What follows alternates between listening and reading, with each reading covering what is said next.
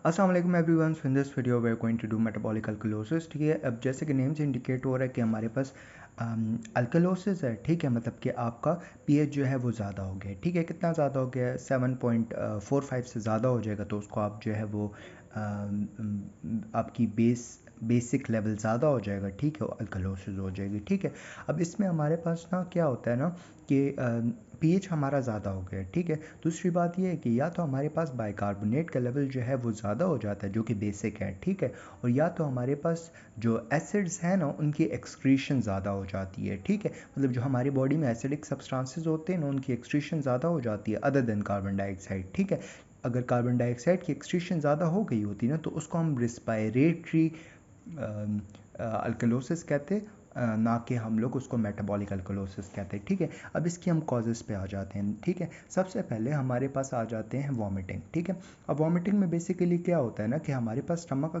जितना भी कंटेंट होता है ना वो हमारे पास वॉमिट करके बाहर आ जाता है। ठीक है, अब स्टमक में हमारे पास एसिड्स होते हैं, HCl वगैरह होता है। ठीक है, डिफरेंट एसिड्स होते हैं। ठीक है, HCl होता है, NaCl होता है, इसके अलावा हमारे पास KCl होता है। ठीक है, क्या क्या है? HCl, NaCl, KCl। ठीक है, तो अब क्या होगा कि हमारे पास वॉमिटिंग की वजह से ये तीनों चीज़ें लॉस हो जाएंगी, मतलब एसिड्स लॉस हो जाएंगे। ठीक है, जिसकी वजह से पेशेंट जो है वो मेटाबॉलिक अल्कलोसिस में चला जाएगा। और कौन से मेटाबॉलिक अल्कलोसिस में? हाइपोवॉल्यूमिक मेटाबॉलिक अल्कलोसिस में चला जाएगा। ठीक है, अच्छा, पहली कॉज तो ये हो गई। ठीक है, इसका एक मैकेनिज़्म है वो हम लोग डिस्कस कर लेते हैं, लेकिन सिर्फ आप ये याद रख लो कि वॉमिटिंग की वजह से आपके एसिड्स जो होते हैं वो कम हो जाते हैं। ठीक है, अब बॉडी में हमारे पास एसिड्स कम हो गए हैं। ठीक है, तो उसकी वजह से क्या होगा, हमारे पास जो रेनिन एंजियोटेंसिन एल्डोस्टेरोन सिस्टम होता है ना वो एक्टिवेट हो जाता है। ठीक है, जब वो एक्टिवेट होता है तो उसकी वजह से क्या होता है कि हमें पता है कि सोडियम की एब्जॉर्प्शन होती है, बाइकार्बोनेट की जो है वो हमारे पास रीअब्जॉर्प्शन होती है, सोडियम की रीअब्जॉर्प्शन होती है, हाइड्रोजन आयन हो गया और पोटेशियम जो होता है वो हमारे पास एक्सक्रीट आउट हो जाता है। ठीक है, जिसकी वजह से क्या होता है ना कि हमारे पास देखो ये पोटेशियम और हाइड्रोजन जो है ना ये हमारे पास एसिडिक होते हैं। ठीक है, अब ये हमारे पास मज़ीद निकल जाएंगे बॉडी से। ठीक है, जब मज़ीद निकलेंगे तो फर्दर अल्कलोसिस होना शुरू हो जाएगी, क्योंकि ये तो एसिडिक थे, बेसिक सब्सटेंसेस तो एब्जॉर्ब हो गए लेकिन जो एसिडिक थे वो दोबारा से बॉडी से एक्सक्रीट आउट हो गए। ठीक है, यूरिन की फॉर्म में, तो बॉडी और जो है वो अल्कलोसिस में चली जाएगी। ठीक है, तो आपकी सबसे पहली बात ये हो गई कि आपका वॉमिटिंग है जिसकी वजह से हाइपोवोलीमिक मेटाबॉलिक अल्कलोसिस होता है, जिसमें HCl, KCl एंड NaCl का लेवल जो होता है वो कम हो जाता है। बाद में कंपनसेशन हो जाती है, लेकिन इनिशियली मैंने आपको बता दिया कि क्या होता है। ठीक है, अच्छा जी, फिर इसके बाद जो है ना, अच्छा, इसके बाद नेक्स्ट हमारे पास है एल्डोस्टेरोनिज्म। ठीक है, hyper aldosteronism, primary hyper aldosteronism जिसको हम कोन्स डिजीज़ कहते हैं। ठीक है, अब बेसिकली इसमें क्या होता है ना कि हमारे पास एल्डोस्टेरोन का लेवल जो होता है वो बहुत ज़्यादा हो जाता है। एल्डोस्टेरोन का लेवल ज़्यादा होगा तो सोडियम का और बाइकार्बोनेट की एब्जॉर्प्शन जो होगी वो ज़्यादा हो जाएगी।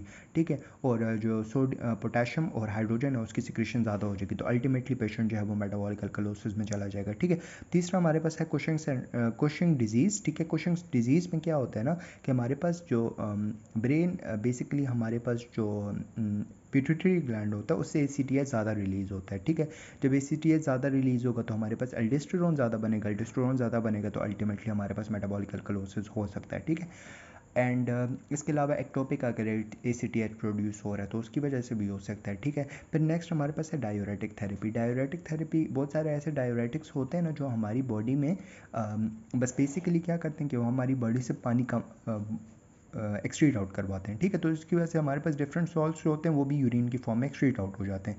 और अगर वो हमारे पास एसिडिक सॉल्ट हो, जैसे पोटेशियम हो गया, हाइड्रोजन हो गए, जैसे कि लूप डायरेटिक्स का काम होता है, और हमारे पास थायोजाइड डायरेटिक्स का, तो अल्टीमेटली पेशेंट जो होता है मेटाबॉलिक अल्कलोसिस में चला जाता है। ठीक है, और लास्ट हमारे पास है एनसेड थेरेपी। ठीक है, एनसेड थेरेपी की वजह से क्या होता है, प्रोटॉन पम्प इनहिबिटर्स, तो वो भी आपके जो है वो स्टमक एसिड कम कर देते हैं। ठीक है, जब वो स्टमक का एसिड कम करवा देंगे, ठीक है, तो अल्टीमेटली पेशेंट जो है मेटाबॉलिक अल्कलोसिस में चला जाएगा। तो ठीक है, तो मैं आपको बताता हूँ कॉजेज दोबारा से। वॉमिटिंग है, प्राइमरी हाइपर एल्डोस्टेरोनिज्म है, कुशिंग डिजीज़ है, एक्टोपिक ACTH प्रोडक्शन है, डायूरेटिक थेरेपी है एंड एंटासिड थेरेपी है। ठीक है, अच्छा जी, अब आते हैं इसके इन्वेस्टिगेशन पे ना। तो इन्वेस्टिगेशन में हम लोगों ने क्या करना है, ठीक है, ABGs करेंगे। ABGs में हमें क्या मिलेगा, कार्बन डाइऑक्साइड का लेवल जो है वो हमें मतलब कार्बन डाइऑक्साइड का लेवल जो है वो हमें नॉर्मल मिलेगा, ठीक है। मतलब हमारी जो अल्कलोसिस हुई है कार्बन डाइऑक्साइड की कमी की वजह से नहीं हुई, ठीक है।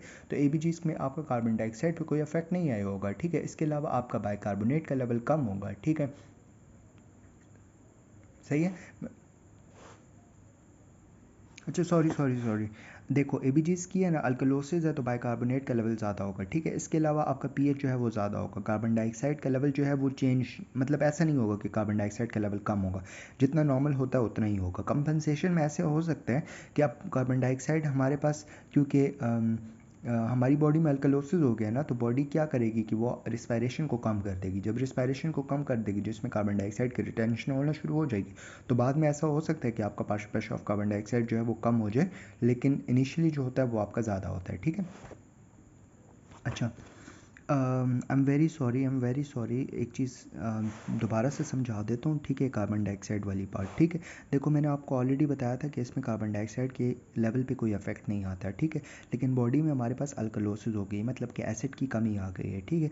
तो हमारे लंग्स क्या करते हैं, लंग्स हमारी रिस्पायरेटरी रेट को कम कर देते हैं। जब वो कम कर देते हैं तो कार्बन डाइऑक्साइड जो होता है वो रिटेन होना शुरू हो जाता है, जस्ट टू कंपनसेट दैट अल्कोलोसिस। तो थोड़ा बहुत हमारी बॉडी में कार्बन डाइऑक्साइड रिटेन होता है, तो अल्कोलोसिस को कंपनसेट करने के लिए हमारे पास कार्बन डाइऑक्साइड आता है, ठीक है, तो ज़्यादा हो जाता है, सही है। इसके बाद इलेक्ट्रोलाइट्स का लेवल देखते हो तो उसमें आपके पास सोडियम का लेवल भी कम होगा, पोटेशियम का लेवल भी कम होगा, हाइड्रोजन का लेवल भी कम होगा, क्लोराइड का लेवल भी कम होगा, ठीक है, जो बेसिकली वॉमिटिंग की वजह से हो रहे थे, ठीक है।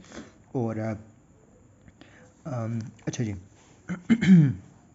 फिर इसके बाद हम लोग आते हैं ट्रीटमेंट पे ना, ठीक है। तो अब ट्रीटमेंट में हम लोग ने मेटाबॉलिक अल्कलोसिस की ट्रीटमेंट में क्या करना है, सबसे पहले हम लोगों ने कॉज ठीक करनी है। देखो सबसे पहले पेशेंट वॉमिटिंग है ना, तो आपने वॉमिटिंग को कंट्रोल करवाना है, ठीक है। ऐसी ड्रग्स देनी है जिसकी वजह से आपका पेरिस्टालसिस जो है वो इंक्रीज़ हो जाए, ना कि वो मुँह की तरफ दोबारा आए, ठीक है।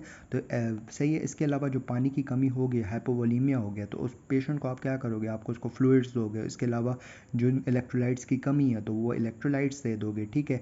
और डायूरेटिक थेरेपी जो है वो स्टॉप करवा दोगे, मतलब अगर आप लूप और थायोजाइड दे रहे थे तो उसको स्टॉप करा के पोटेशियम स्पेयरिंग डालोगे कि पोटेशियम जो है वो बॉडी में रहे, ना कि एलिमिनेट हो, ठीक है। और वॉमिटिंग अगर पेशेंट को स्पेसिफिकली हो रही है ना, तो उसमें आप क्या करते हो, क्योंकि उसमें सॉल्ट्स बहुत ज़्यादा लॉस हो जाते हैं ना, तो उसमें 0.9% नॉर्मोसिलाइन डाल देते हो, IV इन्फ्यूज़ कर देते हो अलॉन्ग विद द पोटेशियम, ठीक है। That's it, we're done with the metabolic alkalosis। Next video में हम इस चैप्टर को आगे कंटिन्यू करेंगे। थैंक यू, जज़ाकल्लाह खैर।